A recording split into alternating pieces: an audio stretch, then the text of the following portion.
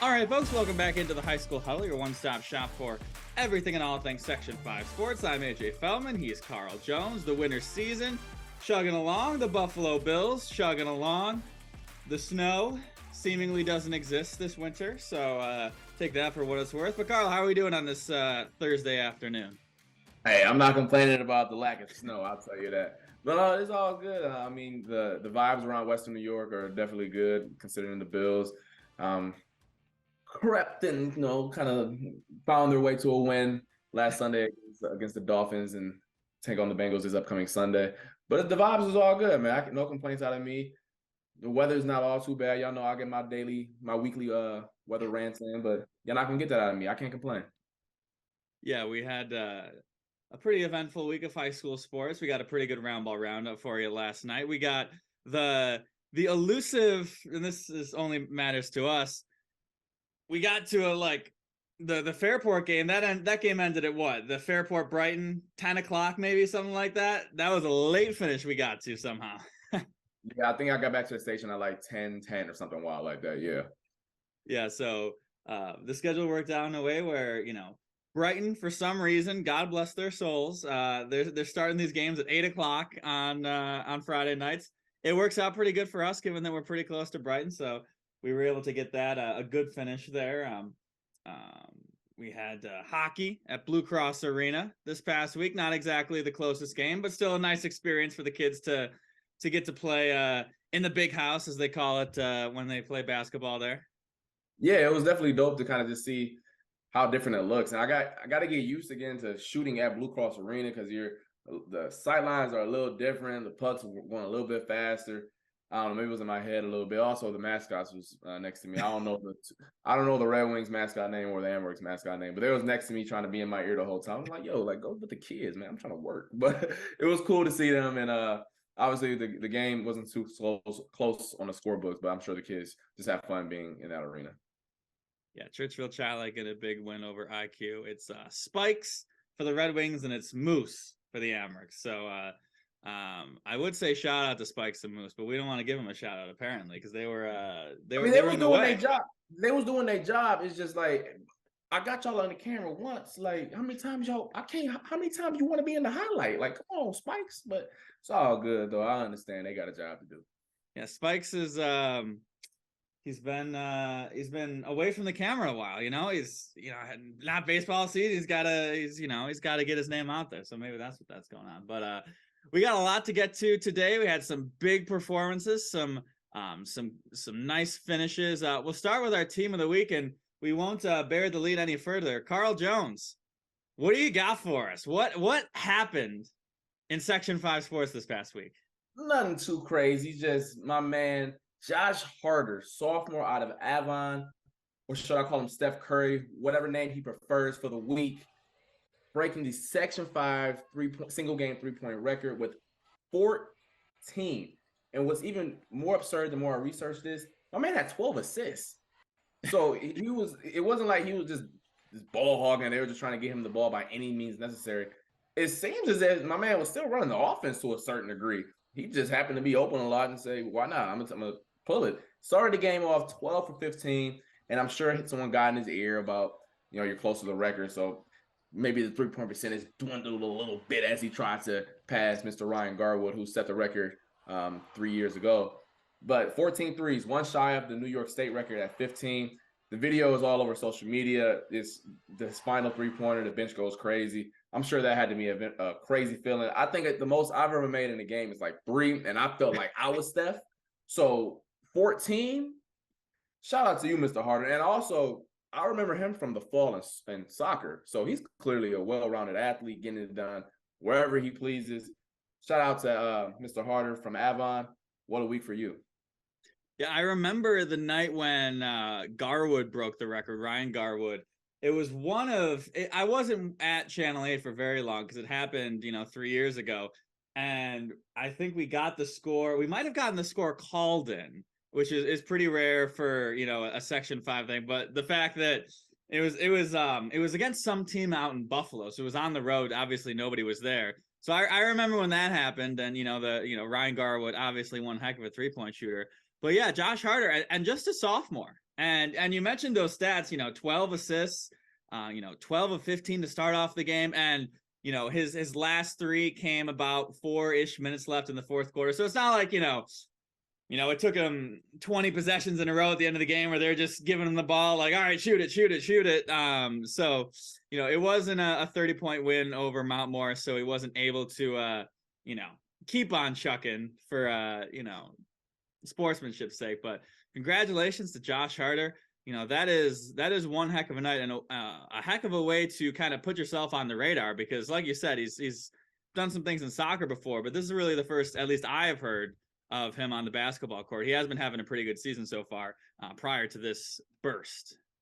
Exactly. And this Avon team, as you know, as well as I do, they got some players. I know Michael Rowland is a ball player on that team as well. Remember him from the sectional team a year ago. So once again, it's not like he's by far the best player and just like, oh, just give him the ball. Like, he's clearly earning the respect of his guys just as a sophomore. And I mean, you got enough respect to shoot the ball 25 times. Holy cow. Ooh, man. 14 threes, like I said, you can go to your local LA Fitness or wherever, and I don't know if you're going to see 14 3-pointers from both teams made in an hour. And he did this by himself. So that's no small feat, man. 42 points. Wow. The one thing I did like, he finished with 42 points. That is for those mathematically challenged, that is in fact 14 times 3. So he was having the Klay Thompson game, that's for sure. But my team of the week, moving over, staying with boys basketball, the Victor boys basketball team. This is a team that we've mentioned so far on the show this year.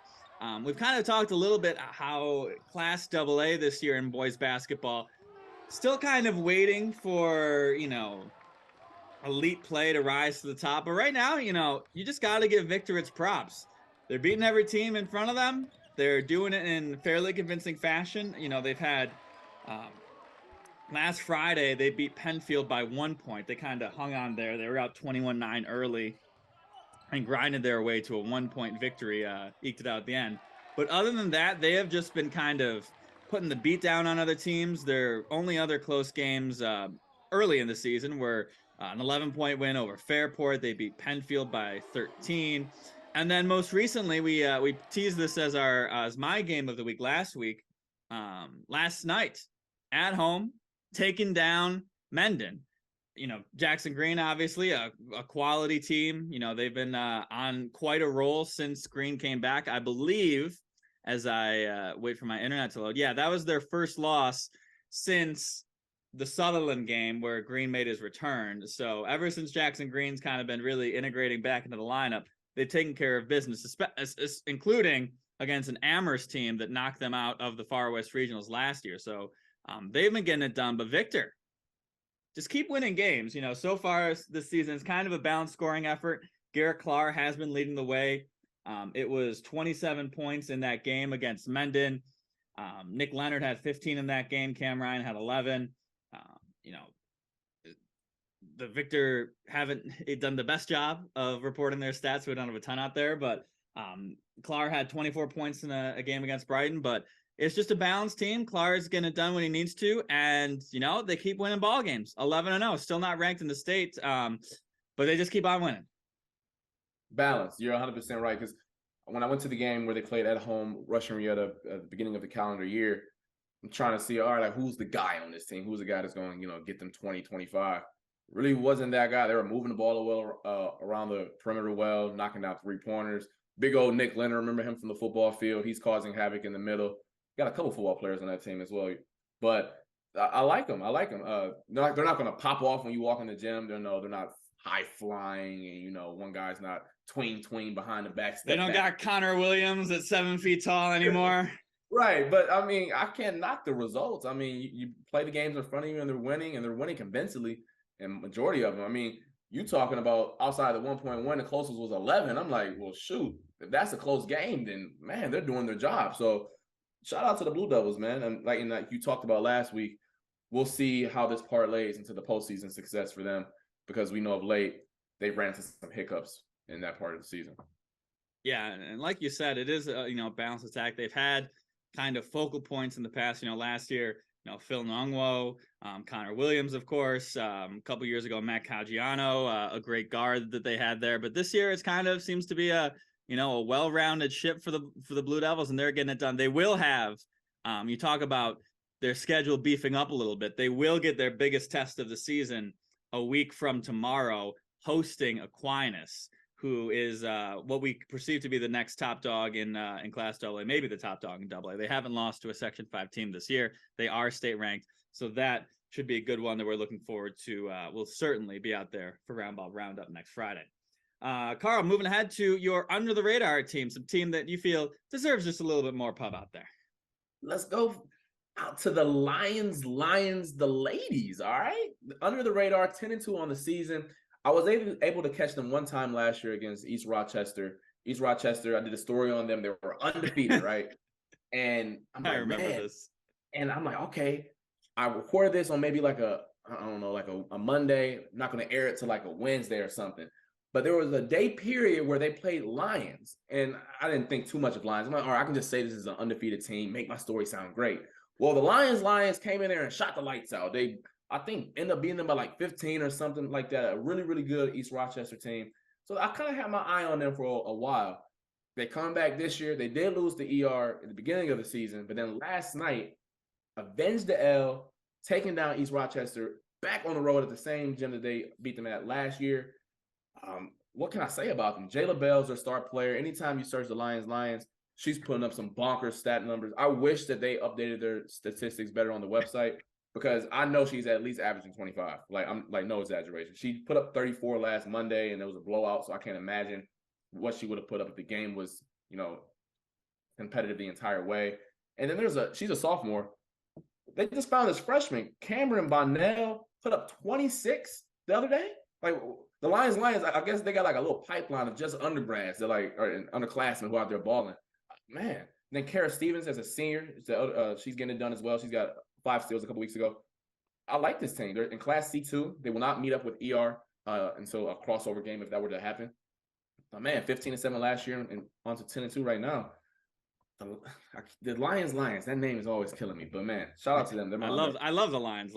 I'm always a fan of fun play on words based on the team, etc. But yeah, I was able to actually get to East Rochester on Monday. They had a little bit of trouble early with Pembroke, but they kind of pushed away. And that East Rochester team, they don't have Sam Lewis as they did in the past, but they've still got a lot of great players. The Eldridge sisters, Lily Funk, they can shoot, they can move the ball around well. That's when they really pulled away. So that's an impressive win for said Lions. And like you mentioned, got a lot of underclassmen. So that's a team that, building up, and Bella's just, walking 5x5 basically. The stats are ridiculous. Every week for Section 5 Best for our segment, she could be like player of the week just with the number she puts up in that Class C2 division. They can all shoot the lights out from the game that I saw last year. I imagine that's the same game plan that they have this year. Fun team to watch, and I hope we'll be able to catch them as the season progresses. I'm going to stay in Class C for my under the radar team, and not quite under the radar because this is a powerhouse in recent years, but Class C. But we're gonna go with the team that deserves some more pub, more angle this way. The York Knights, on a now 9-game winning streak. Their most recent triumph against Randolph, who came in as the number 3 team in the state of New York in Class C, beat them fairly convincingly, 78-63. And I could actually still call York under the radar because they only moved up. They weren't ranked in the state before. They only moved up to number 13 after they kind of blow out the number 3 team in the state. So they're still trying to establish themselves. But Maddox Timothy, their big name guy, getting it done for them. He had 23 points in that win over Randolph. Joe Bauer, he had 22. And then Jake Pangrazio with 15 points. We were able to get a camera out on the York Knights earlier this season. I believe it was when they were taking on Livonia. Yeah, they beat them by 18. So I was really excited we were able to get them on Roundball Roundup. But this is a team that, won their sectional championship last year. They ended up losing to Avon in one of the crossover games in the Class C, 3-man weave there. But they've got, their best player from last year back, Maddox Timothy. He was the sectional MVP last year. And it's just a really quality team. They had one loss early this season to Hornell. by 11 points, who sits at 9-3 in the season, up in Class B2. But they're just really getting it done. That Livonia team was pretty good that they beat earlier this season. You know, they're going to have to, you know, obviously try and get past the, you know, the Avons, the York, excuse me, not the Yorks, the Lions of the world. Rochester Academy is also really strong this year. They actually will get Avon in the final game of the regular season, a good tune-up for the postseason. So that should be a fun one. But the York Knights, I feel like we always say this about these, you know, Class C. Class C is going to be fun, Carl. We were all looking forward to it last year, and it kind of lived up to the hype. Class C is going to be fun again this year. Yeah, I know we're not able to catch a lot of them because they're a little further out and bill season and all that different type of stuff. But when the schedule, you know, starts to calm down a little bit and sectionals come around, all these, I remember seeing Rochester Academy getting up and down the floor. Love it seeing them. I told you how I feel about the Avon Braves, man. They showed me so much love out there for the sectional title game and the kids, how enthusiastic they are. And seeing the York highlights on Round Ball Roundup, North Star Christian, being able to see them with Garwood last year. All it takes is one or two players in those classifications for those games to get real lit, real fun to watch. I'm sure it'll be the same way this year as well when we start to catch some of those and put them on our air. And it's certainly not a one-man show for the York Knights. 4 senior captains, so this is a veteran team. I do remember when we were showing those Livonia highlights. You know, a lot of times we get you know, our photog coming back. You know, it's all buckets from one person. You know, we try and share the love. It was not hard to share the love for the York Knights. So shout out to York. You know, a really good, strong start this season. We'll see how far they can go this year. I'm not going to bet against them, certainly, at any point in the near future. Carl, your game of the week coming up. We got some good ones on the horizon, that's for sure. I really wish this game was on a Friday because, man, this can be like a minute and a half highlight from all the crazy stuff that can go on. I got Monroe against Aquinas next Wednesday. Must-see TV at Aquinas. Monroe is undefeated. They just took down Brighton at home. This Monroe team is fun to watch. I advise all of you guys to just see them just once. If you want to see dunks, chase down blocks, deep threes, press up and down the court, Monroe is the team for you. They play with swagger. Love to see that. And for them to be, I'm not going to verify the stat, but I know this is the first time they've been 10-0 this deep into a season in a very, very long time. Talk to the AD about it. He's trying to get back to me on verifying just how long, but a very impressive season for Monroe. And then Aquinas, they haven't, like AJ alluded to earlier, they have not lost to a Section 5 team all season long. This team is good. Like we talked about ad nauseum earlier, they're young, so they've got more, you know, games under their belt, more reps. This game gonna be fun. It's gonna be a lot of dunks, both sides, a lot of watch your heads, a lot of YouTube littles out there. It's gonna be a lot of fun for this one. I'm sure the student section at Aquinas is gonna make it animated as well. Can't wait for that one for sure. Yeah, what a week for Aquinas. You know, they've got Victor, as we previously mentioned. They've got, as you mentioned, they've got Monroe, and then they've got Franklin on Friday, one day from today, who is a very quality squad. They did lose to them by 19 earlier this season, but I was talking to some folks out of Franklin when I did the story on the girls team. That game was tight to the finish. They just kind of ran out of juice at the end, so that went from a 7-point loss to a 19-point loss as it turned out to be. So Aquinas, you know, we talk about teams asserting themselves. If they can go 3-0 in that slate, I think we have to kind of revise our expectations of the AA slate, where now it's, you know, Aquinas' world, and we'll see just how far they can go. And then for my game of the week, it's a game that was supposed to happen just before Christmas, got postponed due to some weather, but it's a rivalry game, big matchup at Finger Lakes Community College. It is the Scott Zahn Memorial Classic. Both boys and girls playing in those games, but I'm going to focus on the girls' game, which will be the game of the night, Canandaigua versus Victor. Canandaigua coming in at 8-3 on the season, led by their 2-horse show of Maya Herman and Kylie Chapman. Maya Herman, we've gotten out to a couple Canandaigua games, and she has just shown out both of those times, really leading her team to victory. Kylie Chapman getting it done down low with 13 points per game. And then Victor, you know, that was, as we did that story early on in the season, a very young team, a team that had a lot of growing pains early in this season as they worked through a really tough schedule. but they're kind of starting to find their own. They had a really close game with Penfield early this season, or last Friday. They lost by just 2 points. They just lost to Livonia by a point. Obviously, Kylie Buckley. No need to go any further with that, but they've gotten some pretty good results lately. And you look at some common opponents between Canandaigua and Victor, very close. You know, Penfield, Canandaigua lost by 9 to them. Both of these teams have already played Rush Henrietta. Canandaigua won by 4. Victor won by 15. They both played Brighton. Victor won by 17. Canandaigua won by 18-7. So I think this should be a really good game. Canandaigua quite hasn't, blown out teams so far this season. They've grinded their way through some teams that maybe they'd like to win by a little more, but they're getting the wins. So this should be a great game, a great environment. Obviously, everything going on there with the Zons should be a great matchup. Oh, 100%.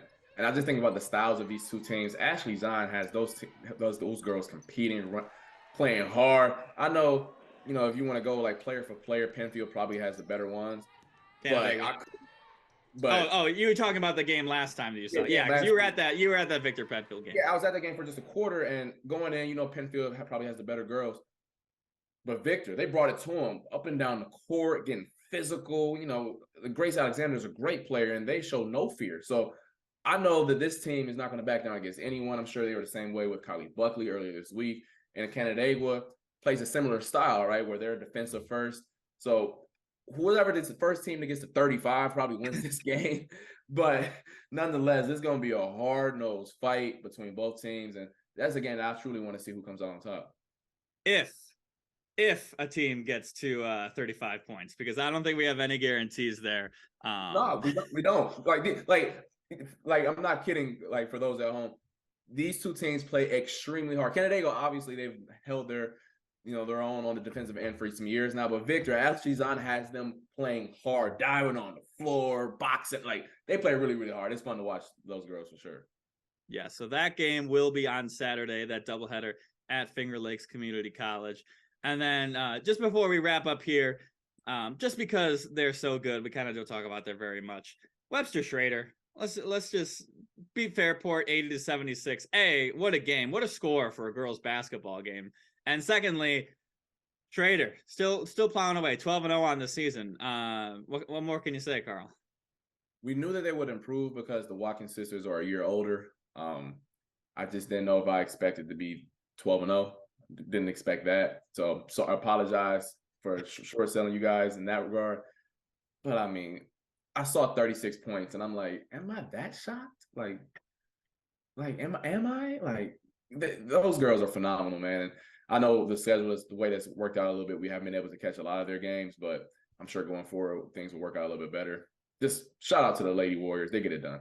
And because for the most of the time, you got to get there like for the first quarter. Game's going to be over by halftime. So they're just too good. Yeah. Oh, yeah, don't blame us. Blame y'all.